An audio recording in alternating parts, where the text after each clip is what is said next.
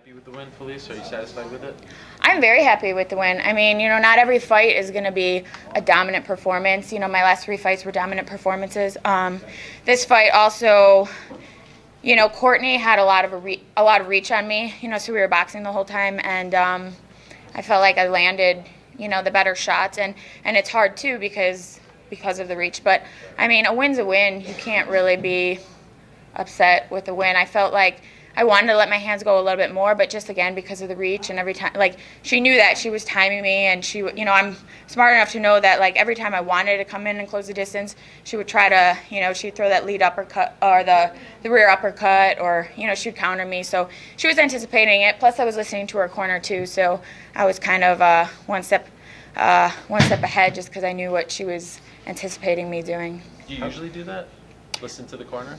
I always listen to my opponent's corner, so I guess I should just so that I listen. I kind of have tunnel vision. I only hear my corner and my opponent's corner, and I listen to my opponent's corner because then I know that they were saying she's gonna watch. She's gonna come in with that lead left.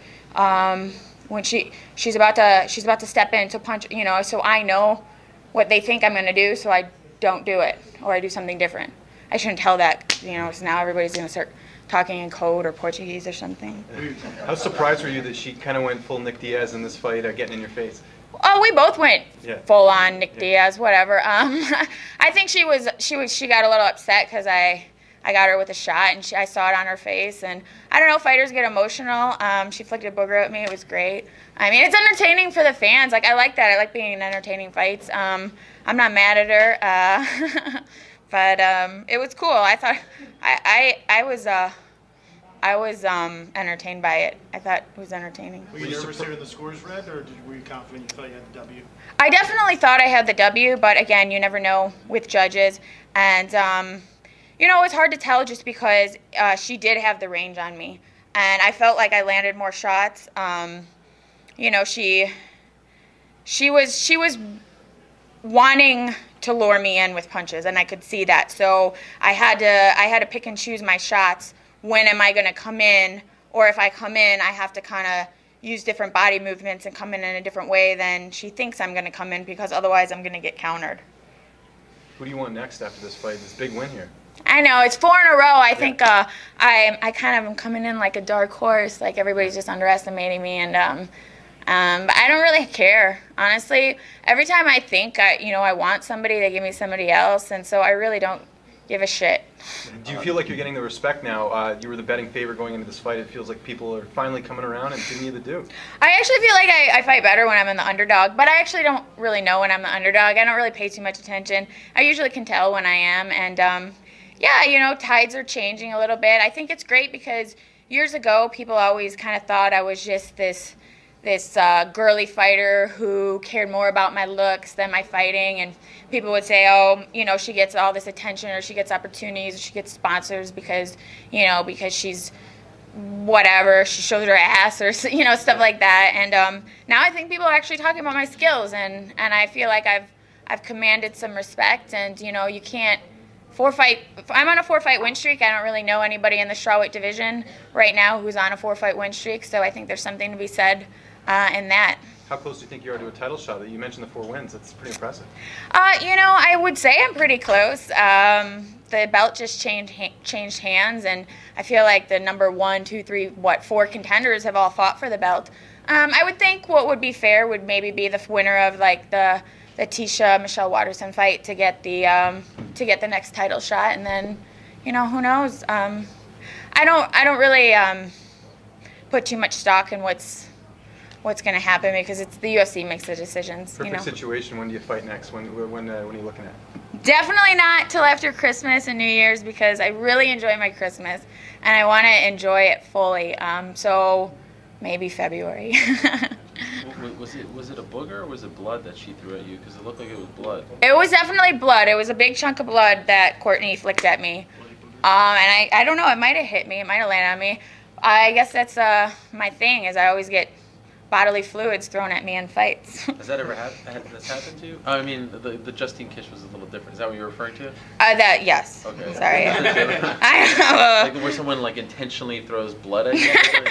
Well, I mean, usually you can't intentionally throw blood. Like, you can only throw it if it's a chunk of blood, which means I must have done something to her nose. No one's ever done that to me. Like I said, I'm not really mad about it. I think most people would be mad and think it was, like, disrespectful, but we were in the heat of the moment. We were both cussing at each other, and Where did it hit you?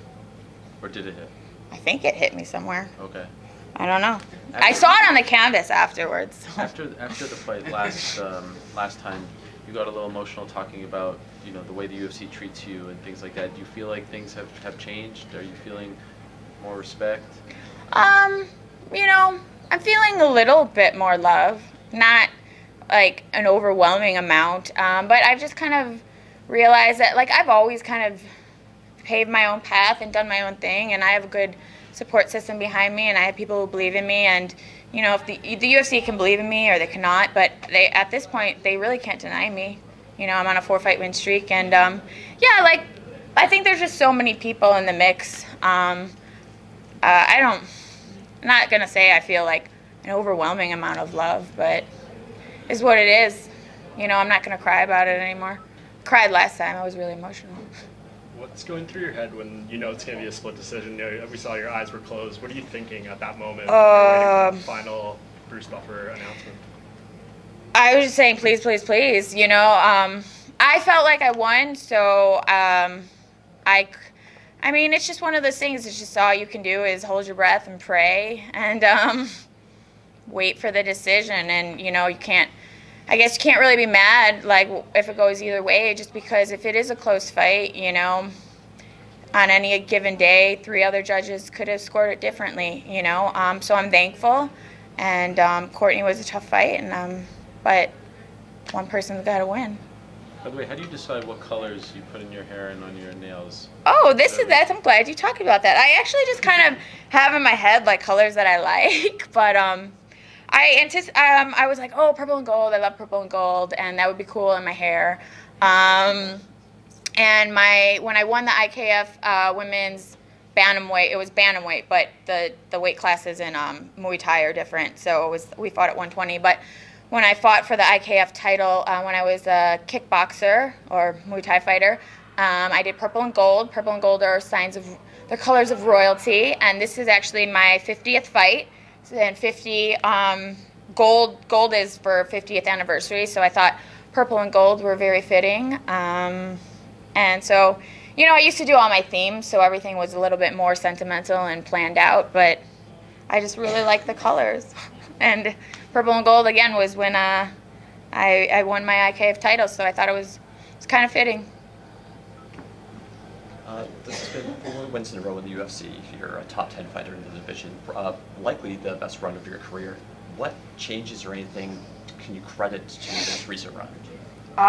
You know, I didn't realize that years and years of putting my body through stress and dieting, and not really dieting, starving myself to cut weight and make weight, and not really listening to the people that were trying to help me. Just kind of being stubborn and thinking that, you know, I knew what was best. I actually, like, I always talk about how, you know, everybody always talks about my loss. Now I'm 5-1 in the UFC, the Paige Van Zandt fight, and, you know, people can say what they want, but you can tell that was not me in there. Something happened to me physically, and I'm grateful now for that loss, because that was the fight that made me realize, like, because I physically couldn't move my body. And after that fight, a doctor that I had known, had worked with other fighters that from my team, Dr. Cowan, he watched the fight, and he called my manager and he said, that was not Felice in there. She had an adrenaline dump. I want to run labs on her. I want to help her. I know I can fix her. I know she's a better fighter than what, you know, she just showed, and I can help her. And I took 15 months off, and we ran labs, and I was depleted in cortisol. Like, my levels were all off everywhere, all across the board. So we took time to build back up, and I started eating for performance, not for, you know, looks or weight cut. I changed everything. I started enjoying the process more, and I think because I wasn't starving myself anymore, and because my body was was feeling good. My body wasn't just like going through the motions, trying to get through training, because that's how it was. I loved fighting for the first like 8-9 years. I've been fighting for 15 years now, and then I just stopped loving it because everything became about the weight cut, and because of the weight cut and starving myself, like every training session, I was just getting through. I was kind of like a zombie, and I credit a lot to, you know, my doctor fixing me, you know, realizing that I'm an elite athlete and there's certain things that I need to perform, and you know, you don't realize that because the sport's grown so much, so there weren't a lot of those people out there to help you. Now we have people in the UFC, you know, where, you know, women have the opportunity to be in the UFC, and the sport's grown so much, so now people are coming out of the, you know, like you have all these nutritionists out there. You have, you know, now we have a big UFC facility that has, you know, we can go there anytime we want.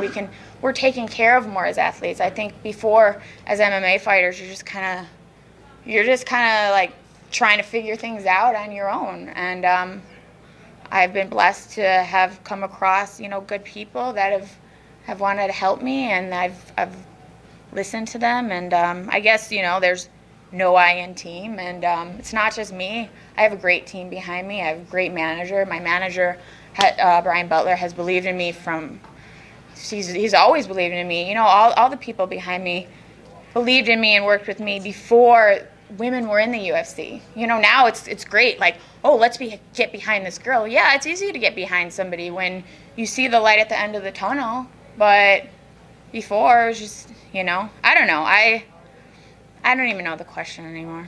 I just wanted to confirm, was it a booger, or was it blood, or was it a booger? It was a chunk. It was a booger. It was a booger chunk. It was a booger blood chunk. Booger blood, okay. I just don't want to... Booger bludgeoning. It was like... I just wanted to confirm. It was chunky. That's why she flicked it at me, and it was laying on the floor, and I stepped over it. It was like a worm, like in the water in the pond when it rains. Yeah. Like that. Okay.